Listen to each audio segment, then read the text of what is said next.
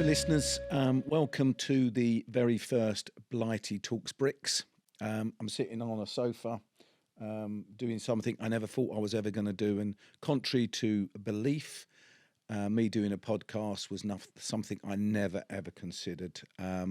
But a number of people, particularly in the property industry, and a number of friends have actually mentioned to me that it might be a good thing to do. And so we've taken the plunge, and I just want to thank everyone for putting together this wonderful set in our office over in Bishop Stortford. This is the very first podcast, and it's going to be an introduction to, I suppose, me, in all truth, in the first situation. But we've got a series of wonderful guests lined up coming in the future.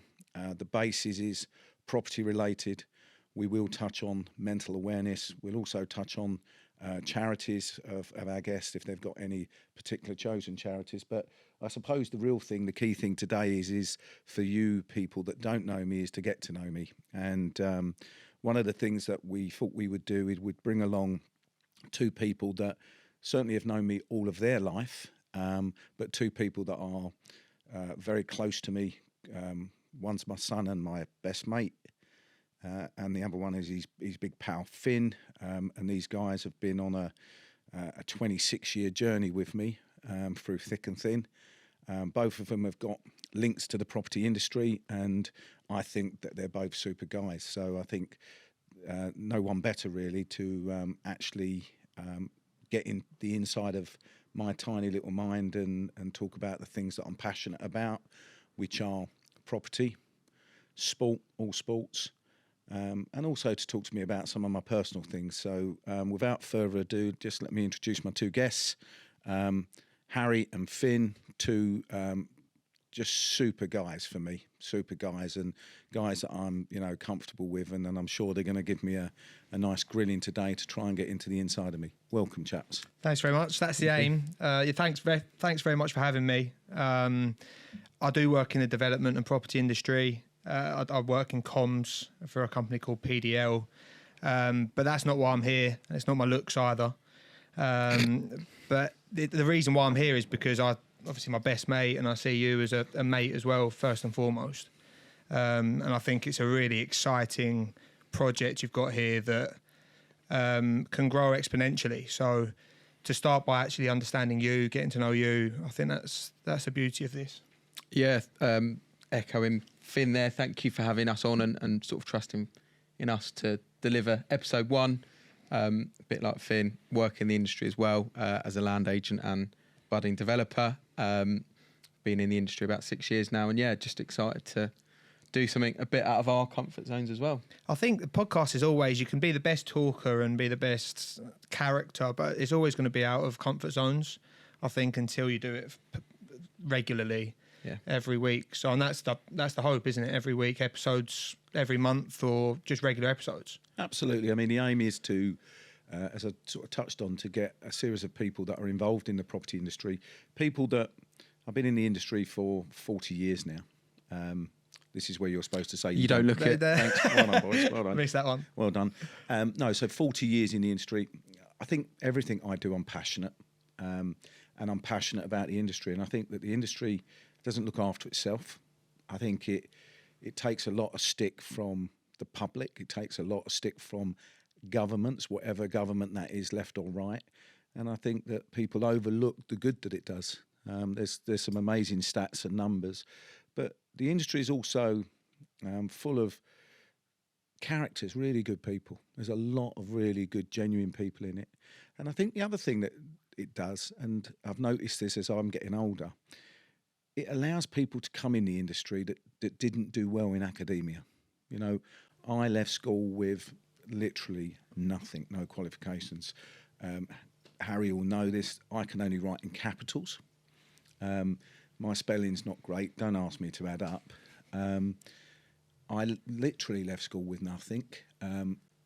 There was an element I wanted to be a professional golfer, and I failed that. But the property industry, if you're passionate, if you're willing to learn, it allows you to come into it, and there's no barriers. And I think a lot of industries out there today, a lot of careers out there, if you don't leave school or university, it won't consider you. Yeah, And I think absolutely. that's where the property sector is fantastic, because it allows people to come in and show themselves off in a different light, maybe that they didn't understand. Before we get into the background, because I think it is important to understand where you came from, what area, and how you got into property. Would you listen to podcasts normally? Would you have friends that listen to podcasts in the industry, or? Podcasts, I'm a late developer in lots of things. Podcasts really have only just come into my life, if I'm honest, in the last couple of years. I mean, I did look up to see when podcasts, I thought it was new, but the first podcasts, I'm told, were done in 2004. And before that, I think they were called audio blogs. I don't listen to well, I do now. I didn't listen to podcasts. I'm sort of wrapped up in news, radio, sports, music, read books occasionally. But no, so podcasts are a really new thing for me. And as I say, certainly outside of my comfort zone. Because you listen to a few. Are there many property ones? There's a couple out there, but I think this is quite novel in the fact that it addresses something a bit different as well, rather than being an industry specific sort of, you know, that you're quite limited in that sphere. Yeah, and I don't, and you know, when people came to me and started talking about these things, I really wanted to have some, I don't want to use the word controversy, but some challenge. As I say, I don't think the industry looks after itself well enough, and I think we should challenge some of the things that we're accused of. I think it's also worth taking on board that in this day and age, Great Britain PLC, we don't make a lot. We're not industrious as such. The biggest industry we've got in the UK is the construction industry. If we're happy to accept that 70 million people live in the UK, we've only got 32.8 million that have got some form of job. And I think, therefore, that our governments, left and right, should actually take more guidance from the professionals and the people that know what they're doing. I think we should listen more to what our planning system's about, and I think we should invest more. You know, people in employment pay taxes. People that pay taxes give Great Britain PLC more money to look after people. And until we address those things, and I think also, you know, I mentioned about mental wellness, and I'm sure you guys are going to ask me some questions. You know, I struggle with my mental awareness, you know, and I think that when I was growing up, my dad, my uncles and his mates, it wasn't cool to be emotional. I don't recall ever seeing my dads, my uncles or my mates cry. Even me crying up as a little boy, it was, you know, you considered to be a baby if you cried. I do cry. I mean, I cry at the opening of a crisp packet, and then I'm a nightmare. That emotion now it's more acceptable for that to be out there, and I think that's a good thing.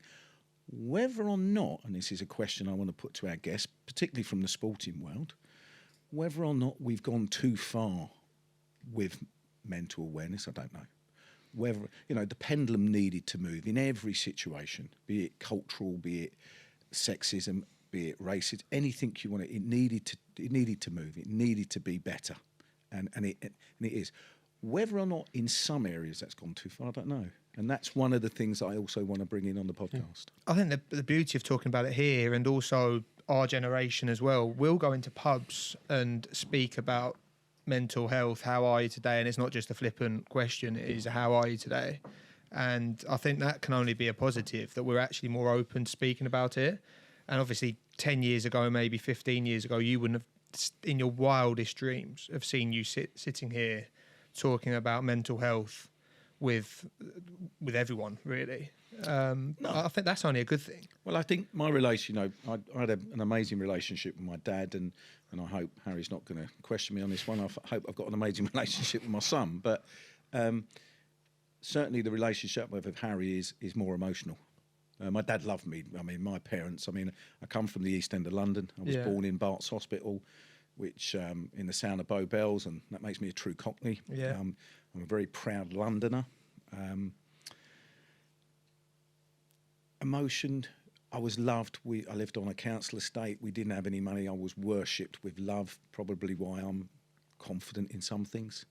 I remember my mum telling me one day that when I'd had a bad day at school, that nobody was better than me, but I was no better than anyone else. And that just stuck with me. Yeah. And so, I don't know, Harry, over to you. I mean, you've seen the emotional side. I don't know. Yeah, I think it comes from, like you say, a lot of it is confidence and having that security, and that's why I think bringing it to sort of in the office is quite a nice way to open it up in a comfort, sort of somewhere that feels a little bit like home in a way. Yeah. So I think that's where you probably feel it your safest to open up and talk about those things. It's having that secure network Yeah. that you can speak to. Well, I've run BPC now, the group, for 28 years in April.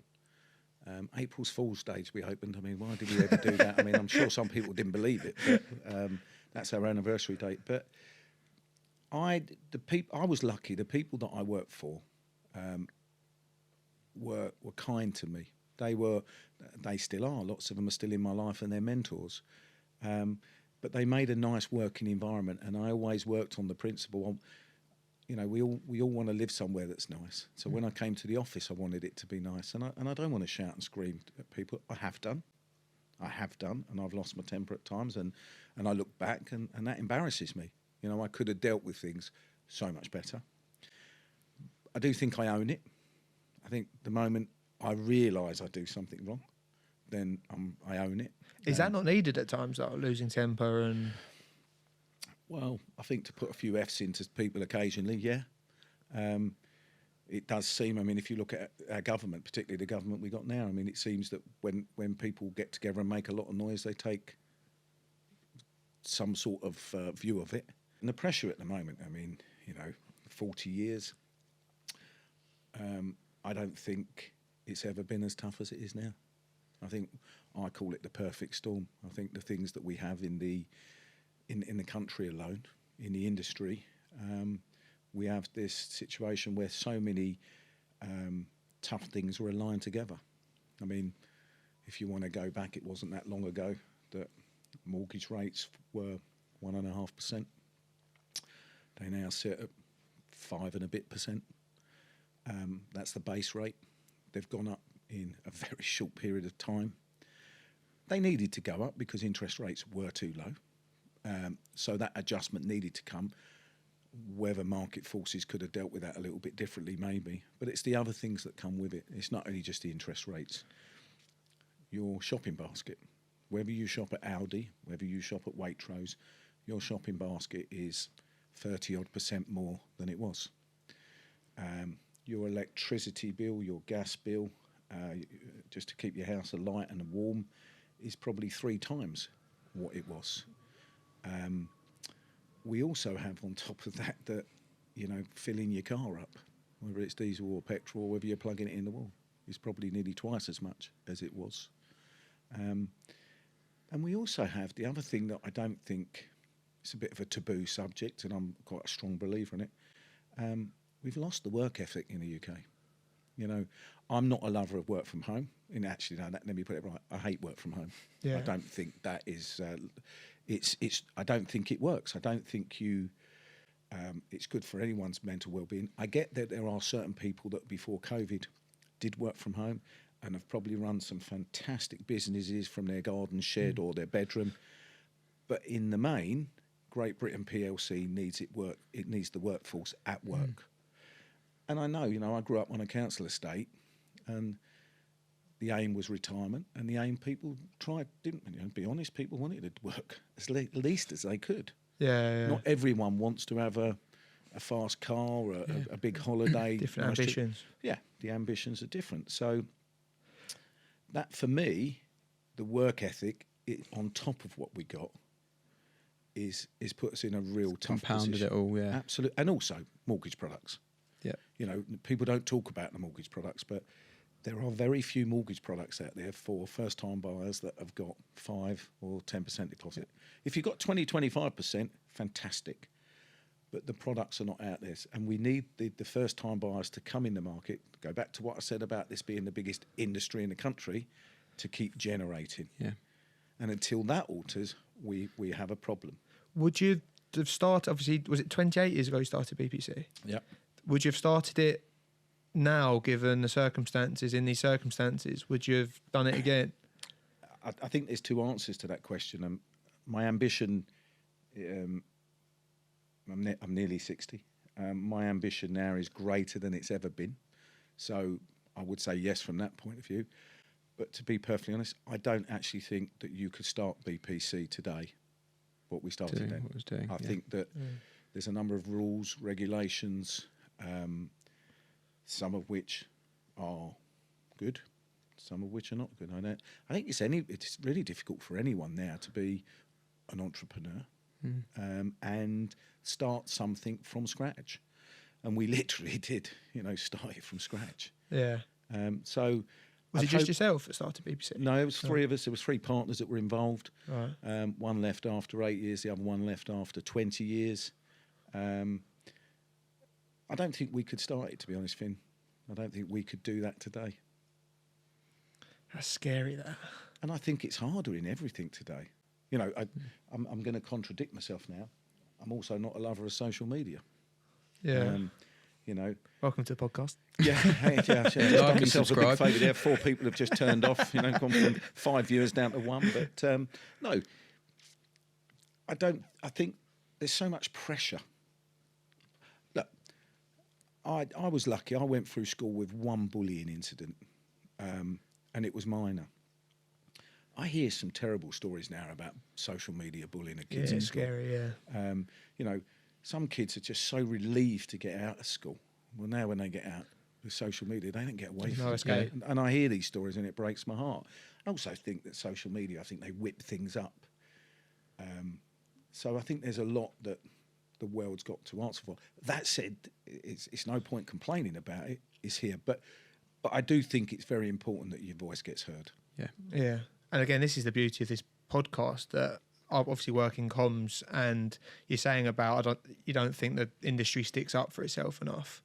And I think there are so many mistruths out there, or just 100%. misunderstandings of the development industry from the everyday person that I speak to at consultations or events, that they all think these greedy developers is a term I hear all the time. And this is an opportunity to quell that. And it'll be interesting to see whether the industry gets behind this podcast and behind me and what our guests say. But there's success in everything that people do that is good. And, so people are telling me that in the pharmaceutical industry, there's not big earners. People are telling me in the banking industry, there's not big earners. In the sports industry, not big earners. Doctors, top doctors and surgeons, not big earners. Of course they are. Yeah, 100%. And it's the same as what we've done with our sports people over the years. We get a great sports person and we want to knock them down. I'm an old dinosaur, but I go back to the days of Steve Davis, snooker player. I mean, believe it or not, snooker was massive on TV back in the day.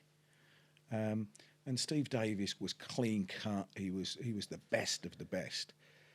But we picked on him because we tried to make him, said he was boring, and he had the nickname of Steve Interesting Davis. Yeah. Every time we get, we've seen it with our people, motor racing drivers. We pick on Lewis Hamilton. Yeah. Although sometimes I think he doesn't help himself. But Andy Murray.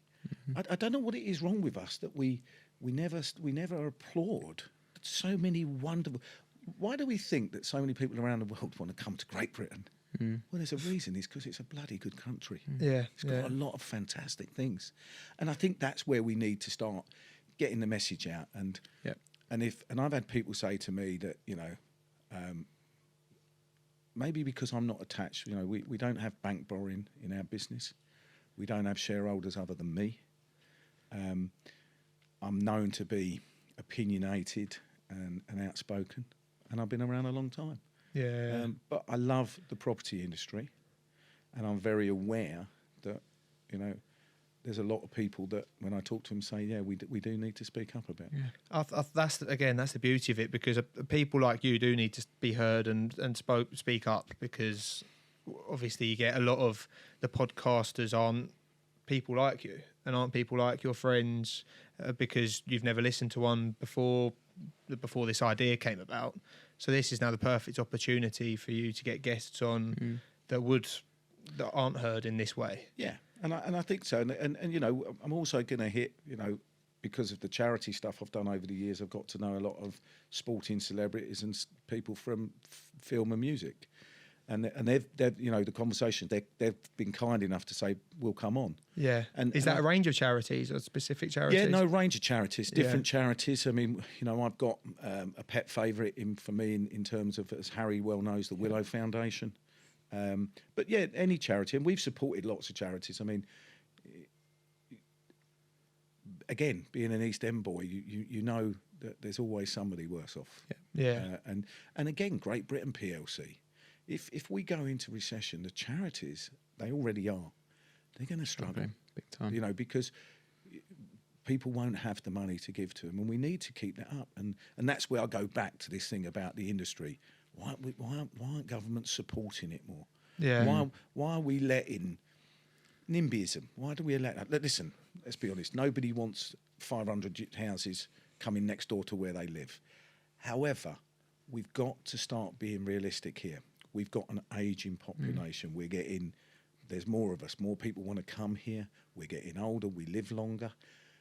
Where are we going to put people? Yeah. What, we're going to stick them under the arches, are we? And you always get the vocal minority out at events, and they're the loudest. But those that need houses, those that need quality homes, they often don't get heard. And this is why I want to bring people on. And I've been very lucky because, you know, we are doing this very professionally, but It's a good set. But the people are coming on because they know that we're going to talk turkey, so to speak. We're going to actually have a proper conversation. We also want to touch on all the other things that go with that. And so I'm hoping that it's going to be something that people are interested in, and have an opinion, so that we can start a very sensible conversation about how we improve things. And it's not just guests within the development industry either. It's guests from a range of... We're going to have people here that do electric charging points. We're going to have certainly movers and shakers of the industry, people that are CEOs. We intend, you know, we got some bricklaying companies we're going to talk to. Just looking at the brick there, but also sports stars. You know, I think the other thing is there's an old saying about, you know, the Englishman in his castle. But certainly the British public have got a big fascination with property. Yeah. There's a universality with it. Everyone's in it. Absolutely. To an extent. And it doesn't matter whether they've got a little cottage, a little flat, or they've got a mansion. They are really, really big into it. And so there's an interest. So I'm going to be asking them what their property take is. You know, is it a necessity? You know, I'm sure somebody's going to come on and say, do you know what, I've got no interest in property at all. I just need a roof over my head. Yeah. So I think that will be interesting. And I'm sure we're going to hit on a few of their stories. And also touch about, I mean, you know, our sports stars. I mean, most of you who know me will know I'm a big Arsenal fan. I'm a season ticket holder at Glasgow Rangers. Sorry about that. You've had half the audience just switch off now. Yeah, no, well, half of them. half. And there's half that are actually going to say I'm going to watch it more. I'm big into my golf. I think I've played every sport badly. Every sport? I think I've played every sport badly. I think we should find a sport that you haven't Lacrosse. played. Hurling. Okay. Right, okay, all right, fine. So I've played every sport. Horse racing. Well, I've had a horse. Oh, okay. Does that count?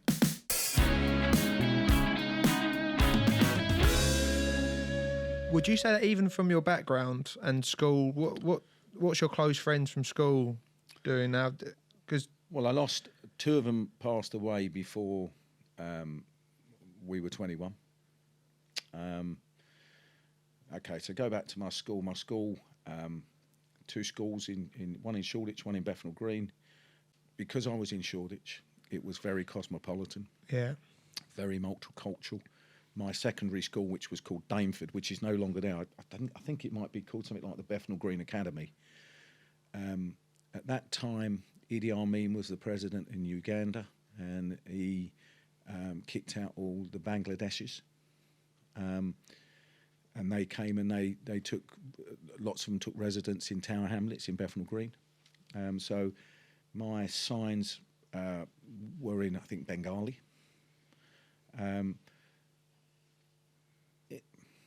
know, I'm 10, 11, 12 years of age. It don't really register with you because you go to school with people. Yeah. You know, we play out. We used to play football. We used to play football against the wall. We had a cricket wicket in paint against the wall. It was multicultural. We just didn't look at anything else. People were either they were a wrong one or they were okay. Yeah. That's what it was. Yeah. So growing up there, the standards at that school weren't great. Not that it would have made any difference to me. I mean, you could have sent me to Cambridge. I still would have come out with nothing.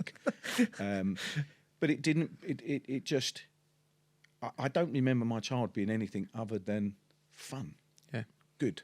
You know, yeah, we had fights. Yes, we had gangs. You know, the Mayville estate was a gang, had gangs on it. You had to, I mean, I was lucky to have a chopper bike. You know, you had to be careful because if you went down the wrong road at the wrong time, you was going to bump into someone that might want to try and nick it off you. You know, you fought your way to keep what you had. Yeah. Yeah. In saying that, you know, we didn't really have a lot to nick anyway, so, you know, we shared stuff. But Yeah. so it was a rough council estate. Not to the nth degree that what we get today. I mean, nobody ever got stabbed. You know, we didn't have knife crime. Oh, okay. You get beat up or you could have a fight, but we didn't have the knife crime that goes on in the inner cities now. That wasn't there. Yeah. We had a drug problem.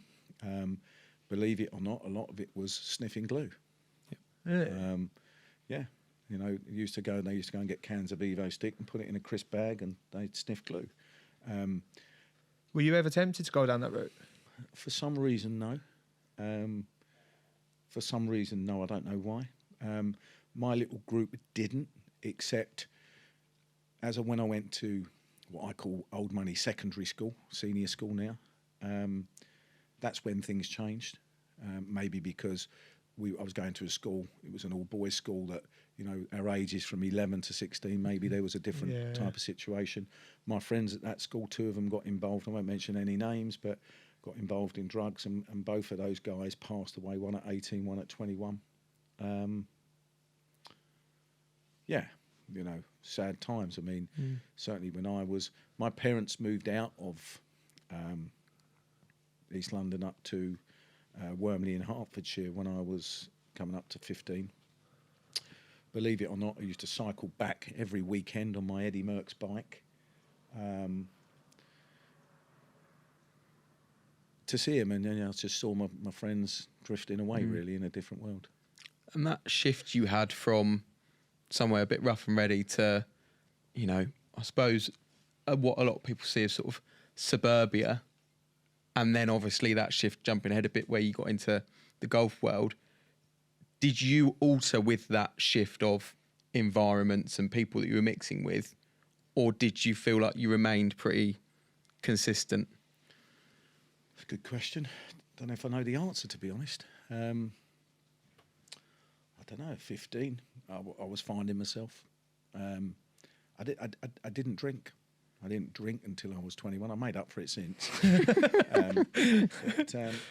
So I always struggled at school. And by moving up from East London to, I went to Broxbourne School. The education, I think 2 years before that, had gone from a grammar school. The standards of there, I mean, in my year, I mean, I was way behind them. Standards of that school were fantastic. It was a great school, and I still see some of the teachers today, believe it or not. Do they remember who you are? Or? Well, yeah, for bunking off, for being troublesome. I was never naughty, but I was troublesome. Can't be naughty if you're not there. No, well, that was one day. One of the teachers came down in his Mini. He came I think they did the school register, and they called out Blight, and one of my mates who had the turned around and said, "Oh, he's playing golf." And the teacher came down in his Mini, and he's a bit of a character in our part of the world, and he came in his Mini to pick me up, and I was playing golf with a guy I still play golf with today, who was older than me, and he said, "Who's this guy coming down in the sandals with socks on?" And I said, "Shit, that's my English teacher." And he said, I thought you told me you had the day off today. And I said, "Well, I did. I decided I wouldn't go in." But so, no, I was troublesome at school, other than sport. I love sport. That gives a lot of people discipline, sport. Yeah. Sport did for me. Yeah. You know, when I was in East London, I used to box. I can tell. I think I had, I've got that's where I got the looks from. I think I had 3 bouts. I think I got a draw, but my dad reminded me that actually I lost all 3 of them. But they were bigger than me, fitter than me, and it was unfair. That's the way I see it. But no, boxing was good for that area. Yeah. I've got a great guest coming on who's A boxer. who's been very, very successful in boxing and be a good. But boxing, you're right. Boxing is good discipline. Sport's good discipline. Yeah. But I struggled at school, really struggled, and I left school literally with nothing. And you know, I look at the kids now. I mean, the news make a big thing of it about the exam results, and you see all these kids opening their exam results and A levels and all the. A lot of kids that dread that. Yeah. I was one of them, you know. And also, you get picked out of school for it. I mean, I was lucky because I was okay at sport, so I didn't get dug out on it. Yep. But kids did get dug out on it, and I always put a LinkedIn post out when the exam results come out and say, look, you know, for those of you that didn't succeed, don't worry. I'm a prime example that. It's like Jeremy Clarkson. He does. Jeremy Clarkson does that, and he's absolutely right. He's absolutely right. He does do it. You're right. He's absolutely right to do that because it's not the end. You know, academia and having a certificate doesn't mean some of the best people I know didn't know what they was going to do at 40, and are still fantastic. It comes down to what you want. But it definitely is harder now than it was back in the day for me. Yeah. Yeah, I suppose that leads quite nicely onto how you went from bunking off teenager playing golf to how did you get into the industry? Well, another failure, really. We might as well change this rather than Blighty Talks Bricks, Blighty Failures. Another failure, really. Love sport, broke a bone playing football in a football team that wasn't the best in the world, got carried off in an ambulance, went to hospital, and thought that all of my teammates would be in tears. And as the ambulance drove away, they just carried on playing football. Waved. Yeah. Well, I don't even think they waved. I mean, which was silly because I was the goalkeeper. You'd think no, I wasn't really, but no. I think the only time I ever went in the school library was to see what sports I could play that weren't team sports. Because that moment, and we weren't a good team, I just felt, well, they're not bothered about me. And so I thought I'd come away from team stuff and I'd go individual. And I went into the library to see what sports I didn't know about. They didn't have lacrosse or hurling. I didn't get to those pages. And there was 2 sports that were individual that appealed to me. And this is a true story. One was tennis and one was golf. And the thing I loved about golf was it had more kit. And those people that know me, you know, all the gear, no idea. That's what my nickname is. You know, if I'm going to take something up, trust me. A bit like this set, really, I suppose. Well, a bit like this set, probably only ever be used once. But it's a bit like, you know, I'm going to go and do open water swimming. Oh, well, I've got everything. I've got a snorkel, I've got flippers. Honestly, it's like the SBS in the shed. Seriously. I mean, if you're short of gear, guys, come around my house, I can fit you out as well. Sponsored and I've also got a little wetsuit with a little tummy bit in it. You could get a couple of guns in there as well. So, So I took up golf, much to my dad's disappointment. He didn't play golf. And also, kit, we had no money. So I started playing golf. And then, so I fell in love with golf. It took over. And the professional at the time that was the blue-eyed boy of the world was a guy called Nick Faldo, who I did then go on to meet. And I did go on to caddy for him when he was, for a charity thing, when he was world number 1 after he won about 2 weeks after he won his second Masters jacket. And I played golf. So I wanted to be Nick Faldo. You know, he'd good looking. That was the first problem. I wasn't. He was tall. That was the second problem. I wasn't. He had a really gorgeous girlfriend at the time. I didn't. But he had a watch. I love watches. He had a Rolex and he had a Porsche and he had a number plate. I think it was NAF 911, his number plate. Nicholas Anthony Faldo, I think his name. Funny what you remember. Yeah. So I wanted to play golf and I wanted to be a professional. I played for Hertfordshire. But one problem, lack of ability. So it didn't happen. But by playing golf, I met a load of people that I wouldn't have met. It's such a sociable sport. Yeah. Such a sociable Still play sport. golf. And if I look at my phone book, the friends I've got, a lot of it's come from playing golf. Yeah. A lot of people I met at charity golf. I mean, golf is another sport that gives, golf got picked on recently because of the merger with the Saudis coming along and the money they earn. Go and have a look at some of these guys and see what they give back. They give back, time and money. None of that really gets played. And the same with some of the footballers as well, Yeah. I think sometimes we get caught up with a cheap story. Yep. So golf was what I wanted to do.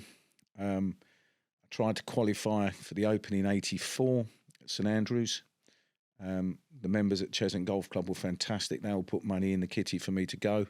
Wow. My mum contacted a local car dealers in Cockfosters, Broadfields. Don't think they're around anymore. They lent me a car to go up to. I went up to Ladybank in Scotland to try and qualify for the Open. My game was at the best it was going to be, and I misqualified by a few shots. And I remember coming off that golf course that day. It was the year that Severiano Ballesteros won at St Andrews, and there's a fantastic photo of him bashing his fist down as he holds the winning putt. And I remember coming off that in the qualifying and going into the gents and taking the end cubicle where I'd been in the morning and told myself how good I was and what I was going to do, sitting there and crying. Because I thought, well, if I can't qualify to get in the field, not win it, Yeah. how am I going to make a living at this? But then through failure like that comes opportunities, doesn't it? So with what But you know, But I and- didn't know that at the time. Yeah. And then I got back, and there was a good friend of mine, a guy called John Pyle, who's Harry knows is still in our world today. Lovely guy, and he said, "Why don't you go and get into property?" He said, "You can go on site and sell property."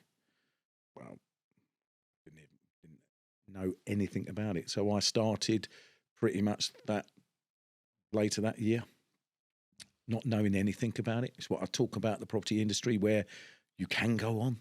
Yeah. There are hurdles, but if you want it, you can go and do it. And literally, I mean, I think on the reservation forms, we used to write them. Then I thought they thought I was fantastic writing in capitals because it made it easier. What they didn't know is that was all I could write in, So that was the start of the property journey. And 28 years on, you're talking about podcasts and almost the politics of development. Well, that's probably 40 years on, actually. That's when I Of started. course, yeah. So, yeah. Podcast, no, it's your fault and your fault. You're the ones who got me into podcasts. It needs to be told. Well, so, listen, you scare me, used to, so I listen. What's success for you with the podcast? A good question. If I can help, because we're on this subject, if I can help one person that's left school, that hasn't got a qualification, feels pretty run down, and they make a career of this, then if this is the only one that ever gets aired, fantastic. The other end of the scale, yeah, I'd love that the industry gets behind this, because it's, yeah, okay, we got a name for it, but it's not Blighty means nothing. This is about the people that are going to come on, are going to share their views. And if we can make a little bit of difference in the industry, fantastic. If we can highlight some charities that get more people to put their hand in their pocket when times are tough, fantastic. And if we can, I love laughing, I love having a good time. And I'm sure, I know the people coming on have got some great stories. Whether or not they're going to unleash them. Yeah. It's up to you.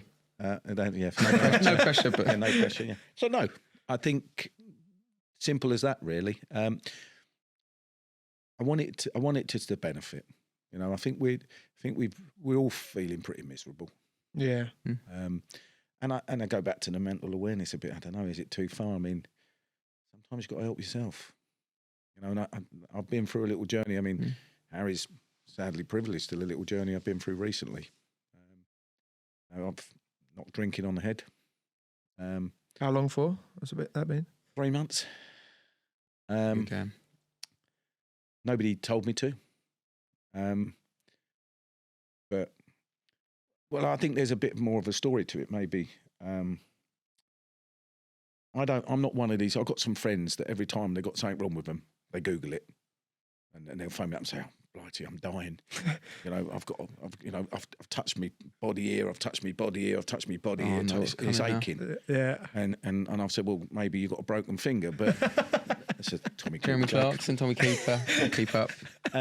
But I've never done it, but I felt, and I have felt for a period of time, low.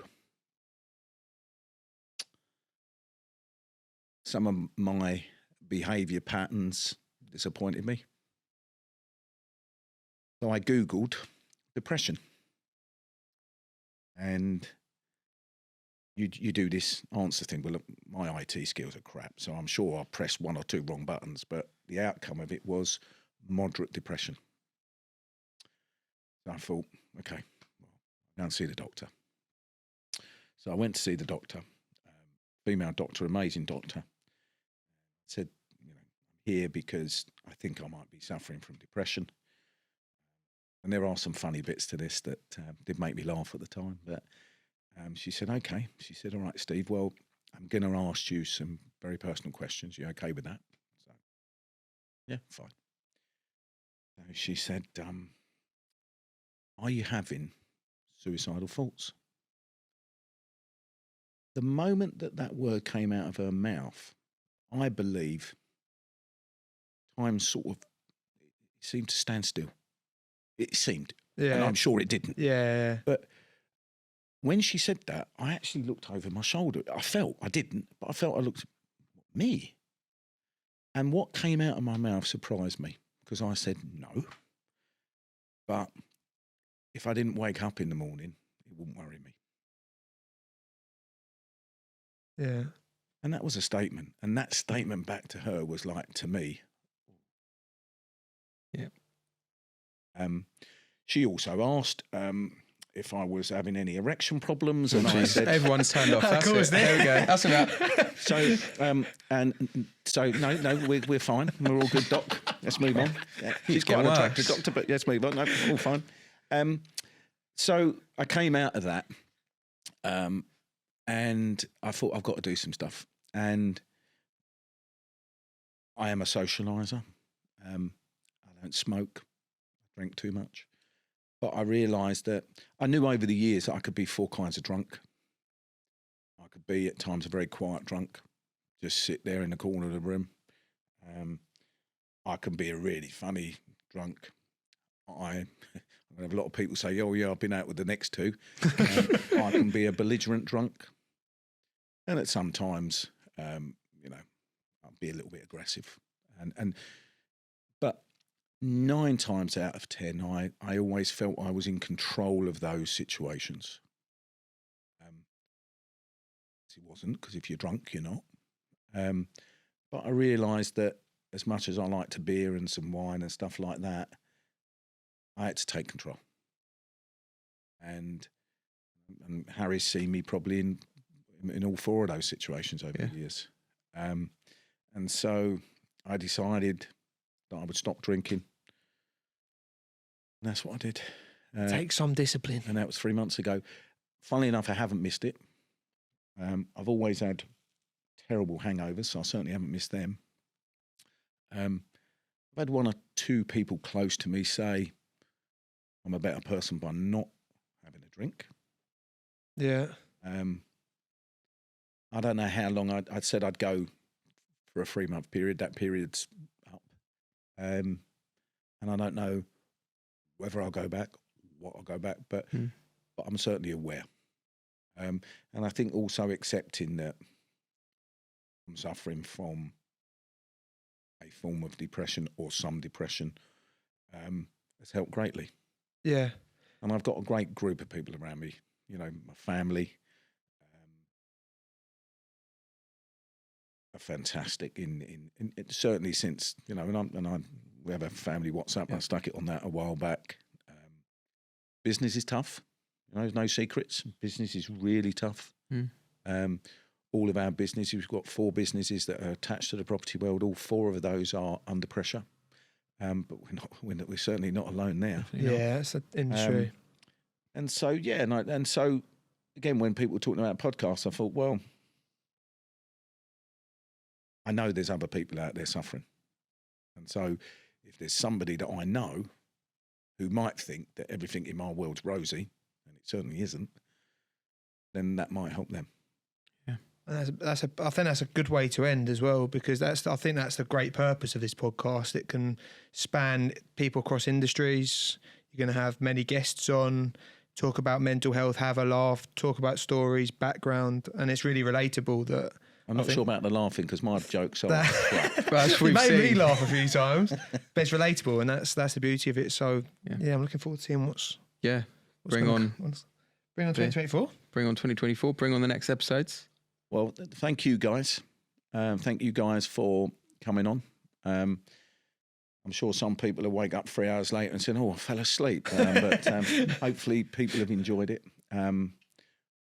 We want to make a fist of it. We want to have fun. We want to be sincere. We want to be open, and I'm really looking forward to my guest joining me. But you two guys, it's been an absolute pleasure for you to interview me, and I think I got away lightly. That we were very kind. Yep, very good start.